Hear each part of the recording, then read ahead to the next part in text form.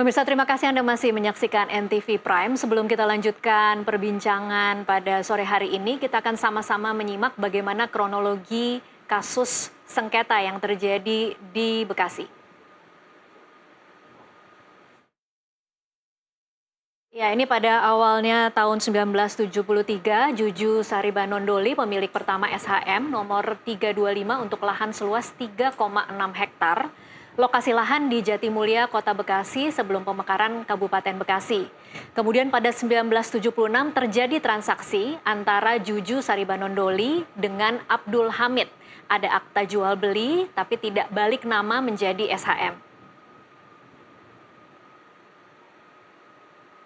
Kemudian pada 1982, Juju Saribanondoli menjual lagi tanah yang sudah dibeli Abdul Hamid kepada Kayat. Kayat kemudian mengubah AJB menjadi SHM. Pada tahun 1995, Kayat memecah sertifikat nomor 325 menjadi 4 bidang SHM, yaitu nomor 704, 705, 706, dan 707. Selanjutnya pada tahun 1995, anak dari Kayat dan Unan menjual lahan SHM nomor 706 kepada 5 orang yang lokasinya berada di Kampung Bulu, RT 01, RW 011. Pada tahun 1996, 1 tahun setelahnya, perwakilan klaster Setia Mekar Residence 2, Abdul Bari, mengatakan Kayat juga menjual SHM nomor 704 seluas 2,4 hektar dan 705 seluas 3.290 meter persegi kepada Tunggul Paraloan Siagian. Di tahun 2019, pengembang klaster Setia Mekar Residence 2 membeli tanah Tunggul Paraloan Siagian SHM nomor 705 seluas 3.290 meter persegi. Kemudian dari 2020, Bari memecah SHM nomor 705 menjadi 27 bidang.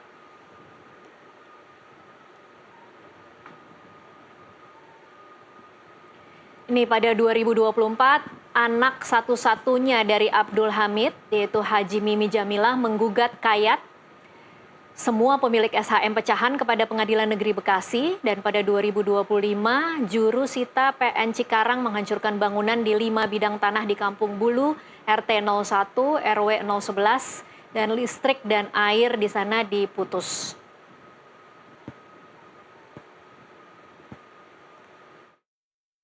Ada komentar, ada yang salahkah dengan kronologis tadi?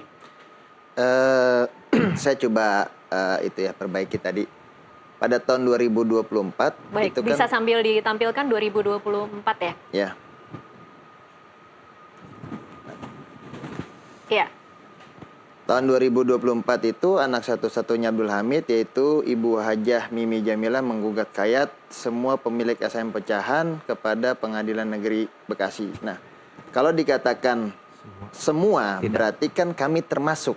Tapi faktanya kami tidak termasuk dalam gugatan. Kami bukan pihak yang sampai dengan hari ini pun kami bukan bagian daripada pihak yang tergugat. Ya.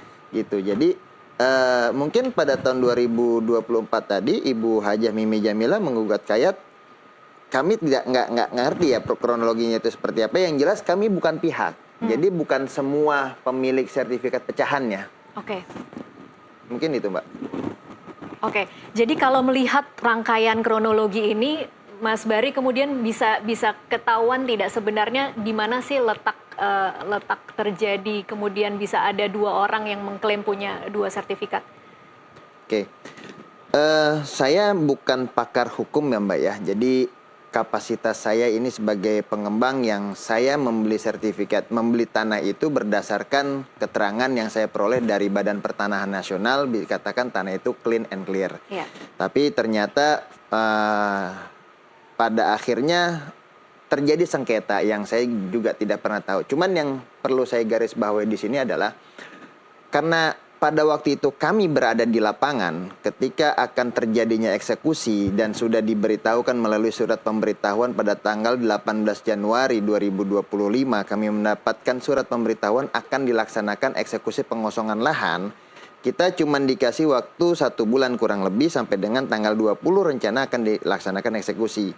Kemudian upaya-upaya sudah kami lakukan, termasuk juga berkonsolidasi dengan pihak Pengadilan Negeri Cikarang. Lalu kemudian upaya hukum pun kami lakukan, dalam arti kita melakukan gugatan perlawanan terhadap eksekusi yang akan dilakukan.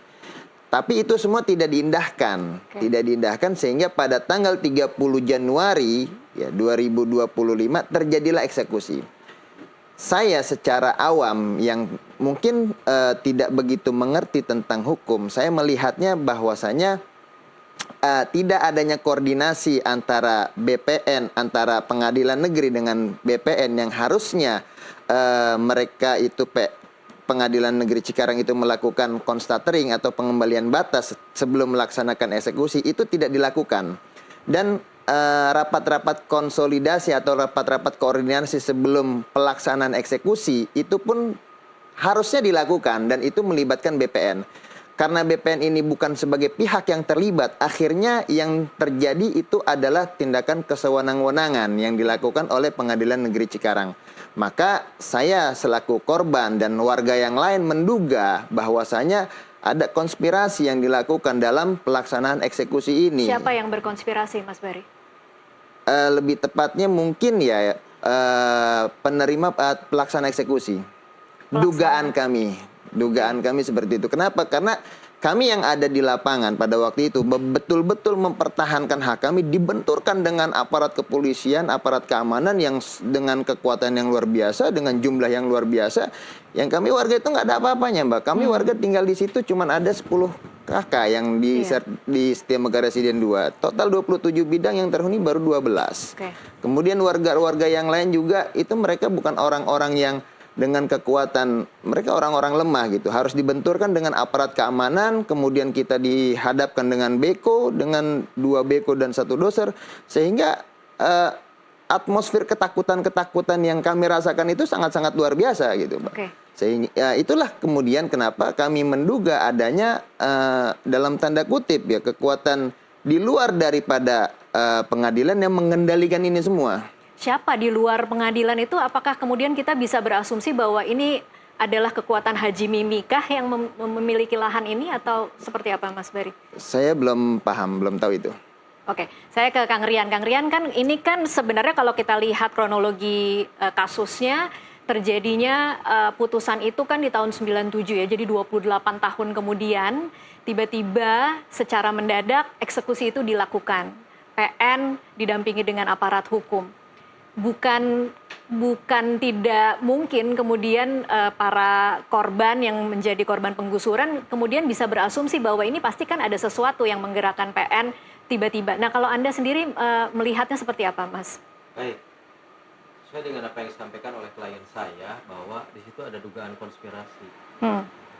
Logika aja, yang mau dieksekusi di klaster Setia Mekar itu kan Residen 2 ini kan cuma 27 bidang. Mengerahkan 1.000 anggota kepolisian dengan 2 beko dengan 1 pemadam kebakaran. 3 beko, 3 alat berat. Ini ada apa? Sementara kita tahu yang dipakai cuma 1 untuk meruntuhkan 5 kan gitu. Nah, terus kejanggalan-kejanggalan yang saya lihat di sini jelas pelaksana eksekusi itu tidak melaksanakan pedoman eksekusi, ya. Nah, kita sepakati bersama bahwa kekuatan tertinggi dalam memiliki alas sak suatu bidang tanah itu kan SHM. Iya. Ya. Di sini sudah harus dari awal gugatannya ini askuribel karena kurang pihak. Ya. Sekarang kan BPN adalah salah satu lembaga negara yang tidak diikut sertakan, akhirnya kena getahnya kan gitu. Nah, siapa pengadilan negeri ya kan? Nah, pengadilan negeri adalah yang penerima untuk melaksanakan eksekusi. Ya, tapi siapa yang memerintahkan pengadilan negeri untuk mengeksekusi? Ya jelas dari putusan Mahkamah Agung, ya kan, untuk melakukan eksekusi. Tapi apapun itu perintahnya, bahwa pertanyaannya, ini Mbak, hakim di Indonesia ini dari dulu seperti ini, karena udah 3 kali badan legislatif ini, termasuk saya suarakan di kasus Pindah Cirebon ya, badan legislatifnya sampai sekarang belum menyelesaikan. Jadi hakim itu masih tergantung kepada SEMA nomor 9 atau 76 bahwa hakim tidak bisa dipidanakan, tidak bisa dituntut dalam putusannya. Tetapi saya sebagai praktisi hukum mengingatkan, mungkin sumber visual ini didengar ya oleh para hakim, bukan khususnya Cikarang saja. Hakim bisa dipidanakan. Hakim bisa digugat secara perdata maupun pidana ketika hakim memasukkan suatu putusan atas dasar hukum yang salah. Oke, kalau begitu untuk per hari ini apa yang Anda lakukan? Oh jelas, saya respon. Saya sudah mensomasi orang yang menjual kepada klien saya per hari ini. Siapa? Ya Tunggul Paraloan Siagian. Oke. Udah saya somasi per hari ini, per hari Rabu ya. Udah saya somasi. Terus kita juga akan berupaya untuk melaporkan kepada Mabes Polri atau ke Polda Metro terkait pengerusakan di muka umum. Karena kita punya hak absolut atas alat tersebut, SHM dengan IMB. Masa iya orang punya sertifikat yang sah, ya kan punya IMB yang sudah dibenarkan oleh regulasi, tiba-tiba sesuai perasa pasal tersebut bahwa dihancurkan dan tidak bisa diperbaiki, ya. Itu 170 itu masuk unsur sebetulnya. Nah, saya nggak tahu karena perasa pasalnya barang siapa. Mau Anda seorang pejabat negara, Anda sebagai sipil, itu nggak ada urusan. Kalau untuk urusan perkara pidana. Makanya saya hari ini juga menyampaikan salah satu landasan untuk mensomasi itu untuk memanggil para pihak yang memang memberatkan klien kami untuk kita tanyakan. Nah, selanjutnya mungkin saja apabila di minggu depan beliau tidak kooperatif, tidak mengira-kan, kami akan melakukan gugatan kembali untuk putusan tersebut. Oke. Ya, begitu kira-kira. Baik, saya geser lagi ke Mbak Dewi. Mbak Dewi, apa kira-kira opsi kalau mungkin Mbak Dewi pasti sering melihat kasus-kasus dengan model yang relatif sama ya dengan yang terjadi di Bekasi ini. Apa opsi yang dimiliki oleh korban penggusuran dan berapa sebenarnya probabilitasnya kemudian bisa menang dan menuntut hak mereka kembali, Mbak Dewi? Ya, yang pertama adalah status sertifikat hak milik itu adalah hak atas tanah yang bersifat terkuat dan terpenuh. Jadi bersifat turun-temurun menurut pasal 20 Undang-Undang Pokok Agraria. Jadi tentu sangat disayangkan ada produk hukum yang sudah diterbitkan oleh kantor pertanahan ataupun Kementerian Agraria Tata Ruang yang kemudian bisa sedemikian rupa dieksekusi tanpa ada kepastian atau kejelasan dari kasus tersebut. Nah, sehingga memang yang pertama adalah berkaitan dengan Pengadilan Negeri Cikarang. Ini tentu menurut saya ada opsi para korban yang terdampak, masyarakat di sana, termasuk kawan-kawan ya tadi dari pemilik klaster dan juga masyarakat yang terdampak, itu bisa juga mengadukan ke Komisi Yudisial untuk mengecek, untuk meminta Komisi Yudisial juga mengecek soal putusan-putusan yang terjadi dilakukan oleh PN Bekasi ini, Cikarang ini terkait dengan kasus yang terkait dengan klaster maupun tanah yang kemarin dieksekusi. Baik. Sehingga kita akan tahu sebenarnya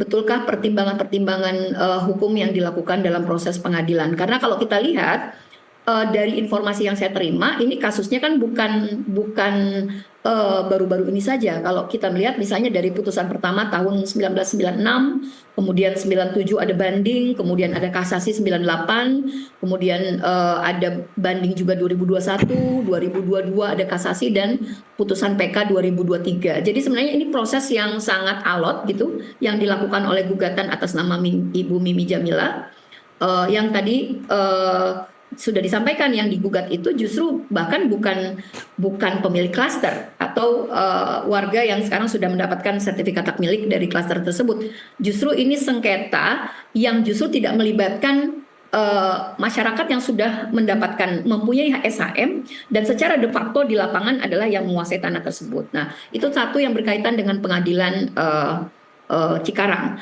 Kemudian yang justru juga harus dicermati adalah sebenarnya Badan Pertanahan Nasional di BPN di Bekasi atau kantor pertanahan di Bekasi juga harus bertanggung jawab. Bagaimana bisa misalnya menerbitkan SHM yang terkait dengan klaster tetapi tidak melihat riwayat tanah dan kalau memang sedang ada sengketa dengan tanah induknya atau sertifikat 325 ya, itu seharusnya tidak diterbitkan sertifikat, harus diselesaikan dulu sengketanya. Itu yang selalu kan BPN itu kata-kata ajaibnya selalu soal tidak clear and clean, harus clear and clean baru bisa menerbitkan hak atas tanah, apakah dalam bentuk SHM, HGB, HGU dan seterusnya. Jadi kita melihat penerbitan sertifikat di atas bidang yang sama yang terkait dengan kasus ini juga ada maladministrasi dan cacat prosedural sebenarnya, sehingga akhirnya yang terdampak adalah masyarakat. Baik. Akhirnya yang merugi itu masyarakat. Nah, tentu BPN harus mulai mengecek juga sebenarnya kronologis riwayat tanah, mengapa bisa timbul sertifikat di atas bidang yang sama tanpa ada kejelasan status hukumnya, status hak atas tanahnya. Baik. Nah, tentu selain soal tadi ya, bukan hanya soal tidak koordinasi, betul bahwa pengadilan tidak berkoordinasi untuk memastikan proses eksekusinya sesuai tepat sasaran, tetapi juga sebenarnya ada banyak hal-hal yang harus diinvestigasi, dilakukan penyelidikan lebih dalam lagi. Sejauh mana sih sebenarnya, apakah memang ada oknum pengadilan yang terlibat? Apakah ada orang-orang di kantor pertanahan, misalnya di tingkat kabupaten yang juga terlibat, sehingga ini melahirkan korban di tataran masyarakat yang menjadi korban. Nah, ini perlu segera dituntaskan sebenarnya. Ya. Kalau Mbak Dewi berarti cukup optimis bahwa Pengadilan Negeri Cikarang dan BPN bisa dimintai pertanggungjawaban ya. Jadi bukan sekedar Pak Nusron kemudian bilang akan mengganti 25 juta per rumah, bukan seperti itu ya kira-kira ya Mbak Dewi? Ya, mungkin itu hanya sekedar untuk aspek kemanusiaannya ya. Saya pikir tapi itu tidak cukup. Ada kerugian material, kerugian imaterial, dan tentu BPN justru adalah pihak yang harusnya nomor satu mempertanggungjawabkan produk hukumnya, karena bagaimanapun SHM itu diterbitkan oleh BPN. Tidak ada lembaga lain yang punya kewenangan untuk menerbitkan SHM. Artinya semua runutan peristiwa dari sejak tahun 96 sampai dengan eksekusi kemarin yang salah sasaran dan justru tidak melibatkan para pihak yang seharusnya dilibatkan, itu yang harus juga dibongkar oleh BPN sendiri. Kalaupun ada internal BPN yang terlibat di kurun waktu yang cukup lama itu ya harus juga dibongkar. Begitupun tentu di pengadilan sendiri, karena kalau dari temuan kami di KPA seringkali juga ada soal manipulasi proses, korupsi, kolusi, suap menyuap, termasuk bisa jadi termasuk melibatkan misalnya kalau untuk kasus besar mafia tanah itu termasuk jaringan pengadilan dan hakim itu sendiri. Oke, baik. Kita akan lanjutkan di segmen selanjutnya. Pemirsa tetaplah bersama NTV Prime.